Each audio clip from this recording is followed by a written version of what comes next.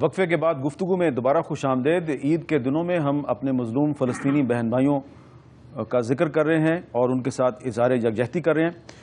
مشاہد حسین صاحب، ابھی وقفے سے پہلے قاضی صاحب نے خالد مشال کا ذکر کیا کہ خالد مشال صاحب بڑے پاپولر ہیں عرب ایلیٹ میں نہیں، عرب سٹریٹ میں. تو خالد مشال صاحب جو ہیں وہ قطر میں آج کل قطر میں پناہ گزین ہیں، دوحہ میں.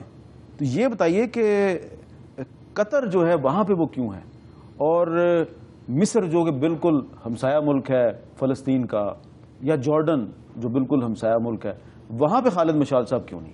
ایک تو پہلی بات ہے کہ مصر کا کردار جب سے وہاں ملٹری کو ہوا ہے اور وہ فوجی جو ایک جعلی الیکشن کے ذریعے آئے ہیں، بڑا گندا کردار. جعلی الیکشن؟ ہاں بالکل، فراڈ تھا الیکشن سارا، جس کو سب نے سینکٹیفائی کیا اور سب نے ریکگنائز بھی کیا. افسوس کی بات، لیکن وہاں پہ کوئی عمران خان نہیں ہے جو جعلی الیکشن کے خلاف بات کرے. 4 سیٹوں کی بات کر رہے ہیں، وہ تو پورا الیکشن ہی انہوں نے فراڈ کرایا نا. اور اس میں اور اس نے جو ظلم کیے ہیں، 5000 بندے کو مارا ہے اس نے، ماس پھانسیاں دیے ہیں. اور اب مجھے خطرہ ہے کہ مصر کا وہی حال ہو جائے جو الجیریا میں ہوا تھا. جب الجیریا میں ان کی جو گورنمنٹ تھی ان کو 1992 میں روکا گیا، اسلامک گورنمنٹ تھی، اور اس کو مارشل لا لگایا گیا. 1 لاکھ لوگ شہید ہوئے سول وار میں. قطر کا بڑا انٹرسٹنگ رول ہے. جب آپ گئے تھے لبنان، آپ کو یاد ہے جب حسن نصر اللہ نے جنگ کی اسرائیل کے خلاف، سارا کیا، اس کی ساری ریہیبلیٹیشن قطر نے کی تھی. اچھا، ہاں، سارا پیسہ دیا انہوں نے یہ حسن نصر اللہ کو. تو قطر، اور جو صدام حسین کی بیوہ ہے وہ بھی دوحہ میں رہتی ہیں. جن لوگوں کو جو طالبان کا دفتر بھی دوحہ میں ہے، طالبان کا دفتر بھی دوحہ میں ہے. یہ بڑی انٹرسٹنگ بات ہے. اور یہ اس قسم کے اور امریکہ کے بہت بڑے بڑے فوجی اڈے بھی وہیں پہ. الودید سب سے بڑا اڈا ہے جہاں سے الجزیرہ بھی ہے. تو قطر کی پالیسی بڑی مکسڈ پالیسی ہے، لیکن سب سے بڑی پازیٹیو بات ہے میں سمجھتا ہوں انہوں نے خالد مشال جو ہیڈ ہیں حماس کے، جو ایک مجاہد آدمی ہے، ان کو انہوں نے پناہ بھی دی ہے. اور ایک اور بات، ابھی غزہ کی بات ہو رہی تھی، غزہ میں 43,000 گورنمنٹ کے ملازم ہیں جن کی تنخواہیں روکی گئی ہیں. اور امریکہ نے یہ ایمبارگو لگایا ہے نا، ایک تو ایمبارگو جنرلی ہے نا، ان کی تنخواہیں پیسے بھی نہیں اس کے لیے آ رہے کہ یہ ایک دہشت گرد تنظیم کے لیے کام کرتے ہیں. حالانکہ وہ سرکاری ملازم ہیں بیچارے، کیا دہشت گردی کرنی انہوں نے. اس کی تنخواہ قطر نے کہا کہ ہم دیں گے، لیکن وہ اجازت امریکہ نہیں دے رہا. تو قطر کا ایک، میں سمجھتا ہوں کہ مڈل ایسٹ کے کانٹیکسٹ میں، اور اس میں قطر نے ایک اور انوکھا کردار ادا کیا تھا کہ ڈاکٹر مرسی کے اخوان المسلمین کو بھی قطر سپورٹ کر رہا تھا، جس میں باقی جو آپ کو یاد ہے کہ 2 مہینے پہلے سعودی عربیہ، کویت اور UAE نے قطر سے تعلقات منقطع کر دیے تھے. یہ اس کی بنیاد یہی ہے. ہم نے یہ دیکھا ہے قاضی صاحب کہ وہ تمام عرب ممالک جو کہ فلسطینیوں کو کھل کے سپورٹ کرتے رہے ہیں، وہاں پہ سول وار ہو جاتی ہے. نام میں لے لیتا ہوں، لبنان ہے، سیریا ہے، جارڈن میں بھی ایسے حالات پیدا ہوئے. تو اب قطر جو ہے اس کو بھی نشانہ بنایا جا سکتا ہے، اندرونی خلفشار پھیلایا جا سکتا ہے وہاں پہ.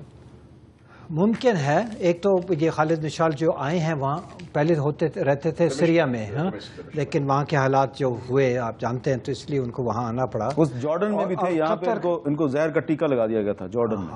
ہاں صحیح بات. ہاں. اور پھر وہ جو قطر کا رول جو ہے ہمیشہ سعودیوں کے ساتھ کچھ وہ مخالفت کا رول رہا ایک وہ ہے. حالانکہ قطر جو ہے چھوٹا سا ملک ہے ان کے مقابلے میں، لیکن پیسوں کے لحاظ سے ان کے پاس کافی پیسے ہیں. ایک میں دیکھ رہا ہوں جو ان کے خلاف ہو سکتا ہے، وہ جو ہے فٹ بال کا جو نیکسٹ ورلڈ کپ ہے، وہ اس کے خلاف ابھی مہم چل رہا ہے. 2022 میں ہونا ہے. ہاں 2022 میں. ہاں تو ابھی سے وہ پروگرام شروع ہوا ہے کہ بھئی یہ اس میں کچھ گڑبڑ ہے، اس میں یہ ہے وہ ہے، اس کو کینسل کریں.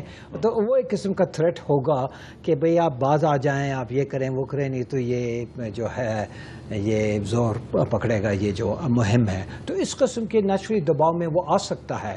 میں دیکھ رہا ہوں عرب سپرنگ کے بعد الجزیرہ کی پالیسی میں کافی فرق آیا. پہلے تو ان کی خبریں جو تھیں کافی انٹرسٹنگ ہوا کرتی تھی، کافی یعنی کہ اس میں نکتہ چینی ہوتی تھی ویسٹرن پالیسیز کی یہ وہ. عرب سپرنگ کے بعد سارے جو لیڈرز ہیں، رولرز بطور خاص عرب گلف کے بشمول سعودی اور قطر، وہ خوفزدہ ہو گئے ہیں کہ عوام اٹھنے والی ہے، اور اگر وہ سکسیڈ ہو جاتے ہیں تو ہمارا پھر کیا ہوگا. تو Al Jazeera was asked to change its tone. اور الجزیرہ تو الجزیرہ آج کل اتنا وہ دلچسپ چینل نہیں ہے جس طرح ہوا کرتا تھا. اب تو یہ ہے دا موسٹ انٹرسٹنگ چینل اگر آپ دیکھنا چاہتے ہیں تو رشین ٹی وی ہے اور پریس ٹی وی جو ایران کا ہے, ایران کا جو کیا پریس ٹی وی اور R T Russia Today, Russia T V یا رشیا ٹوڈے, ہاں آر ٹی ہاں, وہاں آپ کو آلٹرنیٹ ویوز آتے ہیں. تو یہ ایک ویسے لارجر پکچر میں یہ ایک وہ ہو رہا ہے کہ امریکہ جو ہے ہار چکا ہے افغانستان میں اور عراق میں, اور ابھی ان کی کوشش یہ ہے کہ وہ ڈیوائڈ ہو جائیں یہاں کے ممالک, چاہے سیریا ہو چاہے عراق ہو. ممکن ہوگا افغانستان کے ساتھ ان کی کوشش ہو, حالانکہ افغانستان کافی سٹیبل کنٹری ہے, 260 سال اس کی ہسٹری ہے اور اندر خانہ جنگی ہوتی رہتی ہے, لیکن کوئی تاجکستان کے ساتھ ملنا نہیں چاہتا, کوئی ازبکستان کے ساتھ نہیں, کوئی ترکمنستان, یہ سارے اپنے آپ کو افغان تسلیم کرتے ہیں, اگرچہ آپس میں پشتون نان پشتون کا وہ رہتا ہے. تو اب اس کو کمزور کرنے کی شاید ایک کوشش ہو اگر کوئی انڈیپینڈنٹ فارن منسٹر آ جائے, انڈیپینڈنٹ گورنمنٹ. پاکستان کو آپ دیکھتے ہیں انہوں نے پاکستان کے ساتھ کیا کیا, لیکن پاکستان تو بہت تابعدار ملک ہے, تو اس لیے شاید وہ ہمیں فی الحال کچھ نہیں کہیں گے. میڈیا کی بات میں کر رہا ہوں, یہ بڑی امپورٹنٹ بات کی میڈیا کی. اس میں کچھ ویسٹرن میڈیا کا رول بڑا شرمناک رہا ہے. بی بی سی نے کور اپ کیا ہے, اس کا نہیں پورا صحیح کوریج دیا, ون سائیڈڈ دیا. بی بی سی کے خلاف ڈیمونسٹریشنز ہوئے ہیں لنڈن میں. پھر این بی سی ہے, ان کا کورسپونڈنٹ تھا ایمان المحی الدین. اس نے سب نے دیکھا ایک فیملی تھی, بکر فیملی کے 4 بچے شہید ہوئے بیچ میں. اس سے دن اس نے کوریج دیا, بڑا زبردست کوریج تھا, وڈرا کر لیا. ایک اور ہے ان کی کورسپونڈنٹ ہے رولا جبرائیل, اس نے اٹیک کیا. اس کا وہ تجزیہ نگار تھی, وہ آپ کی طرح اینکر پرسن تھی. اس کو کینسل کر دیا, سارے کانٹریکٹ وہ فارغ ہو گئی, جاب لیس ہو گئی ہے. اچھا. تو مطلب یہ حال ہے, یہ freedom of media in the West کا یہ حال ہے. اچھا ملک صاحب یہ بتائیں کہ یہ جو قاضی صاحب نے افغانستان کا بھی ذکر کیا, میں نے کشمیر کا بھی ذکر کیا, یہ دنیا کے اکثر حصے جو ہے وہاں پہ ہم دیکھتے ہیں کہ مسلمان زیر عتاب ہیں, اور مسلمان سے بھی لڑ رہے ہیں اور مسلمان غیر مسلموں سے بھی لڑ رہے ہیں. تو کیا یہ جو ساری صورتحال ہے, آپ نے خود بھی کہا کہ امت مرحوم, تو اس امت مرحوم کو زندہ کیسے کیا جائے؟ بات یہ کہ جو ہمارے حکمران ہیں, یہ پاکستان کی خاص بات نہیں کر رہا, ساری دنیا اسلام کے, تو جمہوریتیں بہت کم جگہ پہ ہیں, جہاں ہیں وہاں بھی جس طرح کی جمہوریتیں ہیں وہ مجھ سے بہتر آپ سمجھتے ہیں. تو جس طرح سے ابھی بات کی ہمارے بزرگ کولیگز ہیں کہ سٹریٹ ایک طرف ہے اور ایلیٹ ایک طرف ہے, تو ہر ملک کا ایلیٹ سٹریٹ سے ڈرتا ہے, اپنے ملک سے لے کے ساری دنیا میں آپ لگا لیں چکر. اب قطر کی بات ہوئی ہے, قطر ایک ملک ہے جو میں سمجھتا ہوں کہ مشرق وسطی میں استحکام کی علامت ثابت ہوگا. اس کی وجہ کیا ہے کہ قطر کی رولر ایک خاتون نے, اس خاندان نے دنیا بھر کی بڑی بڑی یونیورسٹیوں کے کیمپسز وہاں بنا دیے.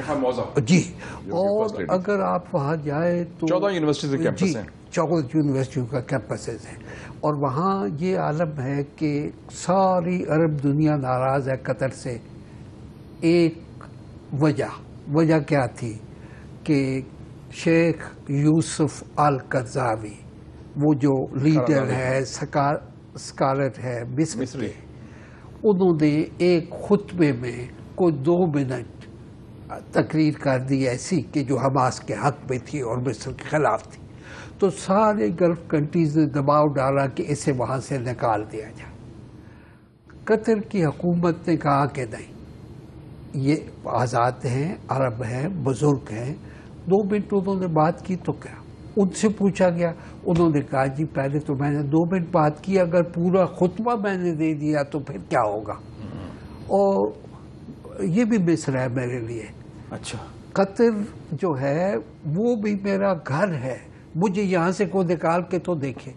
اچھا, اب یہ جب تک حکمران اس نقطہ نظر کو, اس استدلال کو قبول نہ کریں, تب تک کوئی مہمان تو نہیں کر سکتا نا. تو مجھے یوں لگتا ہے کہ امریکہ مستقبل پہ بھی نظریں گاڑے ہوا ہے. امریکہ کا جتنا بڑا اڈا قطر ہے اتنا وہاں کوئی اور ملک نہیں ہے، آپ سب جانتے ہیں۔ اب وہ سمجھ رہا ہے کہ بھئی ٹھیک ہے، جمہوریت کے جو مخالف ہمارے رے پالک ڈکٹیٹر ہیں یا بادشاہ ہیں وہ بھی رہیں، لیکن اسٹریٹ اگر غالب ہو گئی ایلیٹ پہ تو پھر کیا ہوگا؟ تو وہ ہماری طرح تو نہیں بیٹھتی نا سپر پاور۔ تو میں سمجھتا ہوں کہ وہ دونوں طرف متبادل جی ایک وقفے کے بعد ہماری گفتگو جاری رہے گی۔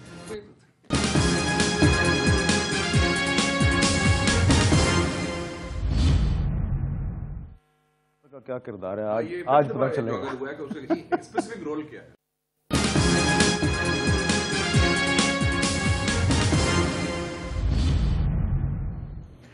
وقفے کے بعد گفتگو میں دوبارہ خوش آمدید۔ عید کی خوشیاں ضرور منائیے لیکن شمالی وزیرستان کے متاثرین اور خاص طور پہ فلسطینیوں کو بالکل نہ بھولیے۔ مشاہد حسین صاحب، ہم پاکستان میں بیٹھ کے اپنے فلسطینی بہن بھائیوں کی کس طرح مدد کر سکتے ہیں؟ ہمیں کیا کرنا چاہیے ان کے لیے؟ ہمیں 2-3 لیول پہ بات کرنی چاہیے۔ دیکھیں جی، میں سمجھتا ہوں پاکستانی معاشرے میں اور باقی مشرقی وسطی معاشرے میں فرق ہے۔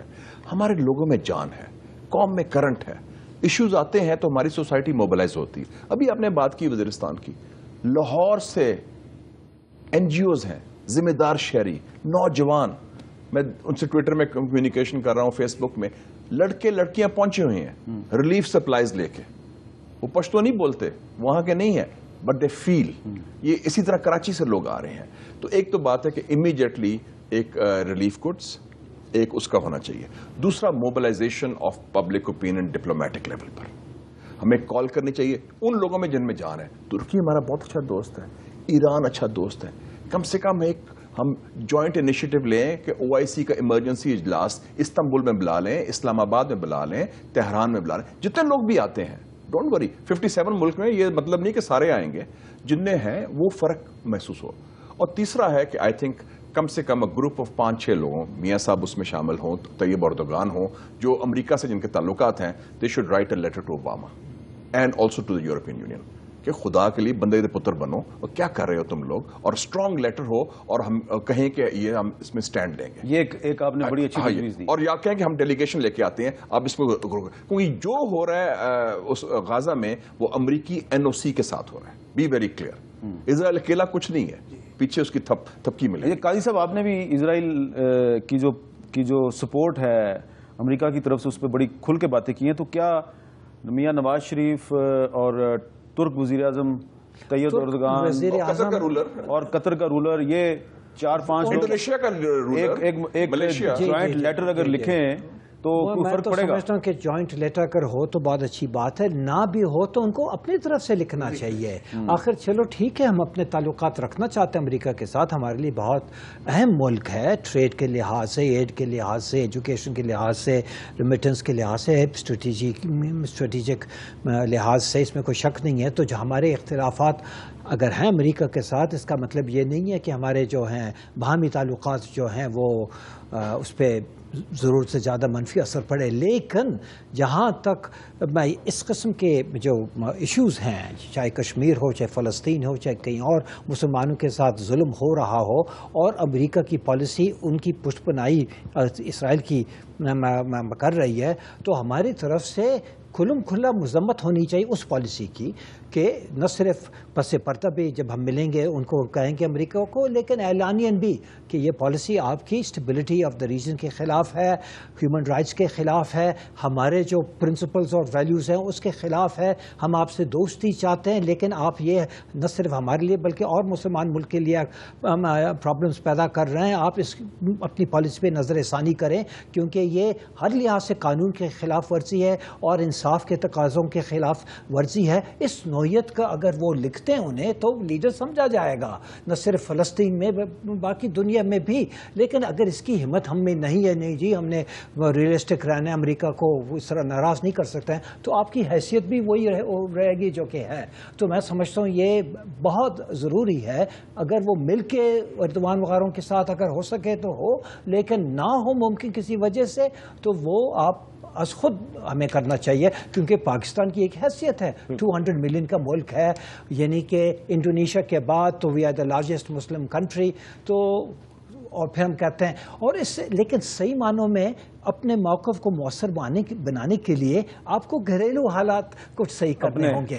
اس کا پھر ہر فارن پالیسی کے موضوع پہ اس کا اثر اچھا پڑے گا, نہیں تو آپ کی بات کون سنے گا. اچھا, اب آپ کی کتاب میں بہت سی نظمیں ہیں, غزلیں, کو فلسطین کے حوالے سے جو آپ کو سب سے زیادہ پسند ہے کچھ آپ ہمیں سنائیں گے؟ ایک تو یہ کہ میں سارے سننے والوں کو جو ادب سے دلچسپی رکھتے ہیں ان سے درخواست کروں گا کہ فلسطین پہ فیض احمد فیض نے جو لکھا, جو اس کتاب میں صرف ایک آدھ چیز ہے, لیکن جب وہ یاسر عرفات کے ساتھ وہاں بیروت میں مقیم تھے تو 15-20 نظمیں انہوں نے لکھے جو اس میں نہیں ہیں, کتاب پہلے چھپ گئی. وہ دیکھیں کہ فیض کا کیا ہے کلام, اور بہت سی چیزیں اس پہ ایسی ہیں.